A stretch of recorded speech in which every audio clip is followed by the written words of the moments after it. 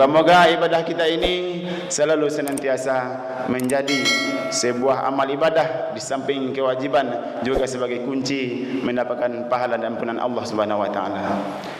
Bapak Ibu dimuliakan Allah, di samping itu tak lupa pula mari sama-sama kita kirimkan doa kepada Allah. Salawat dan salam buat Nabi kita Nabi Muhammad sallallahu alaihi wasallam dengan untian kata Allahumma salli ala Muhammad wa ala ali Muhammad. Moga-moga dengan senantiasa kita banyak berselawat, mengisi hari-hari kita dengan berselawat, memulai kegiatan-kegiatan mulia kita dengan berselawat, insyaallah semuanya akan dinaungi oleh Allah Subhanahu wa taala. Bapak Ibu yang dimuliakan Allah, baiklah untuk tidak memperpanjang mukadimah pada kesempatan yang singkat ini sebelum kita beranjak kepada aktivitas kita sebagai penambah santapan sahur kita, santapan rohani kita, baiklah mari kembali sama-sama kita mengulang-ulang kaji, kembali membalik-balik kitabullah. Bapak Ibu dimuliakan Allah, di awal tausiah ini kita telah membacakan dua firman Allah, yaitu surah Al-Baqarah ayat yang ke-45 dan 46. Ayat yang tak asing lagi yang sudah sering kita baca, sering kita ulang-ulang. Kaum muslimin dimuliakan Allah, apa yang disampaikan Allah dengan dua ayat ini? Kata Allah, wasta'inu bis-sabri was-salah, dan minta tolonglah, jadikanlah penolongmu bis-sabri was-salah, sabar dan salat. Wa innaha lakabiratun illa 'alal khashiyin, yang mana kedua hal itu, sabar dan salat itu sangatlah berat, illa 'alal khashiyin, kata Allah, kecuali bagi orang-orang yang khusyuk. Siapa itu orang yang khusyuk? Alladzina yazunnuna annahum mulaqu rabbihim, yaitu orang-orang yang meyakini dia akan bertemu menemui Allah Tuhan mereka. Wa ilaihi rajiun, dan pasti kembali kepada Allah. Bapak Ibu dimuliakan Allah, dua ayat ini sangat menjadi sebuah penyemangat bagi kita dalam kehidupan kita sehari-hari, apalagi urusan duniawi. Allah di sini menyampaikan, memberitakan, memerintahkan malah wasta'inu, jangan sekali-kali kita menjadikan yang lain dahulu sebagai penolong kita. Jangan kita membanggakan yang lain sebagai penolong kita. Kadang-kadang awak jadi ayah bangga minta tolong anak. Kadang-kadang jadi anak awak bangga jawab awak menjadi minta tolong awak. Kadang-kadang awak jadi bertua bangga jadi menantu menolong awak. Jangan demikian, kata Allah. Wasta'inu bis-sabri was-salah. Ini yang utama sebagai penolong, sabar dan solat. Lalu sabar yang bagaimana? Sabar yang bagaimana yang bisa menjadi penolong kita dalam hidup kita sehari-hari. Tak jauh kita mengambil contoh, kembali kita mencontoh Rasulullah Nabi Muhammad sallallahu alaihi wasallam. Inilah orang yang satu-satunya di dunia ini yang tak kenal dengan istilah batas itu ada batas, sabar itu ada batasnya. Beliaulah contoh orang yang penyabar, yang kesabarannya bukan main. Sama-sama awak tahu sejarah Nabi, Bapak Ibu-ibu.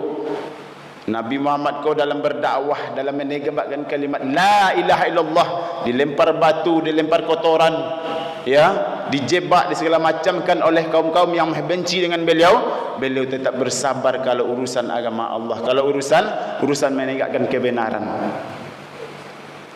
Tetapi bagi beliau ada dua sifat, yaitu asyidda walal kufar ruhama bainahum. Terhadap orang-orang yang kafir, orang-orang yang menentang ajaran Allah, orang-orang yang mengabaikan aturan Allah, beliau asyidda walal kufar, keras. Tetapi kok awak sama awak itu la jaleh sama-sama Islam, la jaleh sama-sama cok berjamaah, la jaleh sama-sama beriman kepada Allah dan Rasulullah, tirulah sifat Nabi, ruhama bainahum, saling melontarkan, menyampaikan, membagikan kasih sayang. Seindah-indah kasih sayang tu taruh-taruh membagi senyum lah Pak. Itu yang dicontohkan Nabi. Kuncinya adalah kesabaran dan kesabaran. Kemudian bagi kita yang sebagai umat beliau, inilah yang patut kita contoh. Kau tak bisa sepenuhnya pada Nabi yang sabar, tetapi tirulah semampu kita. Bersabar dalam musibah yang diberikan Allah, bersabar dari segala macam ibadah yang kita tunaikan. Allah Ta'ala maknya solat berjamaah ke masjid, jangan sampai besok nak pagi sudah Ramadan. Jangan cuman di semarak Ramadan saja. Iko jadi korban pada Ramadan lah, kadang-kadang nak tiba di bulan Ramadan ketik masjid kecil pengurus. Tiba bekolah sudah Ramadan, Allah gadang masjid nampak. Jangan sampai, bersabar dalam menjalankan ibadah. Kemudian bersabar dalam musibah dan ujian Allah. Diberikan penyakit yang mendadak datang kepada kita, diberikan ujian-ujian yang tanpa diduga-duga datangnya, dari anak, dari istri, dari pekerjaan, dari status sosial. Semuanya kuncinya adalah kata Rasulullah dan Allah itu adalah kesabaran ditetapkan dalam hati dan di kita. Kemudian yang kedua, apa menolong kita kata Allah? Yaitu solat. Ya, iko saya cerita ada Pak, solat saya cerita start kan. Solat, baik solat fardu atau solat sunnah yang kita lakukan, dia akan menjadi penolong utama bagi kita dalam kehidupan kita, apalagi nanti kehidupan di akhirat. Ya, solat yang kita tunaikan jangan sampai tidak jadi penolong kita. Penolong yang apa yang pertama? Pertama yang diutamakan solat itu fungsinya adalah innas solata tanha 'anil fahsya'i wal munkar. Sesungguhnya solat itu adalah pencegah dari perbuatan keji dan mungkar. Bagi siapa? Bagi orang-orang yang betul-betul solatnya sempurna, selalu dijaga kesempurnaannya. Banyak baca lihat dapat inyo lai solat 5 waktu, lai nyo baraja lo tiok sabanta, karajonyo manggaleh menjadi seorang pedagang, tapi ketika mangaleh acok jo orang nyo kicuh nyo lah, acok jo orang nyo tipu nyo lah. Barang ko patang di balinyo kecek, ikut 2 tahun lalu di Bali barangnya kecek patang di balinyo. Berarti bisa dipertanyakan masalah kesempurnaan solat. Sudah sempurnakah solatnya? Kemudian bagi kita juga demikian, masih terbawa-bawa, masih terlibat kasus-kasus perbuatan keji dan mungkar. Kalau nan ibu-ibu masih tak bawa bojo bagunjang tiap sabanta. Baik membeli sambasa 10.000 di balinya, tapi otaknya 20.000 lor di Bersinan.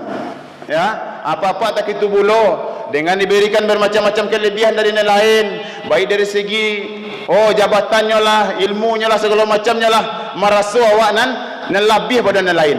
Keji, perbuatan keji. Kalau masih terjerumus kita ke dalam hal-hal itu, perlu dipertanyakan kesempurnaan solat kita. Masih belum sempurnakah solat saya? Karena apa? Ini jaminan dari Allah. Bagi siapa saja yang betul-betul menjaga kesempurnaan solat fardunya, solat sunnahnya, pasti akan terhindar dari perbuatan keji dan mungkar. Bapak Ibu yang dimuliakan Allah, itulah 2 perkara yang bisa kita jadikan sebagai penolong kita dalam hidup kita sehari-hari. Jangan mendahulukan yang lain. Jangan awak dahulukan hebat awak, jangan awak dahulukan kelebihan awak untuk menjadi penolong awak. Tetapi apa yang terpenting menjadi penolong? Sabar dan solat yang dilakukan dengan 3 syarat: ikhlas, khusyuk, zikrullah. Ya, dengan syarat apa? Dengan sabar, dengan syarat ikhlas, khusyuk dan zikrullah. Apa yang dikatakan khusyuk di sini? Yaitu kalau menurut Allah sini adalah alladzina yazunnuna annahum mulaqu rabbihim. Selalu ada rasa yakin, zon di dalam pikiran dan hati kita bahwasanya awak akan mati, pasti mati. Ya, selalu ingat mati, selalu menanamkan rasa yang tak itu, berasanya pasti awak akan menemui Allah. Kemudian apa lagi? Dan pasti kalaulah habis dari dunia maka mau balik lain, pasti menemui Allah yang menciptakan awak. Nak kanan lain paido. Indah ada alam lain kuat tiru yang kau turi kecuali bertemu dengan Allah yang menciptakan kita dan mempertanggungjawabkan segala urusan kita di dunia ini. Bapak Ibu dimuliakan Allah, mungkin inilah yang bisa kami sampaikan. Mudah-mudahan tausiah singkat kita bisa menjadi penegur, penambah semangat bagi kita dalam kehidupan kita sehari-hari. Maka yaitu supaya kita menjadi orang teguh dalam pendirian beriman dan bertakwa kepada Allah Subhanahu wa taala.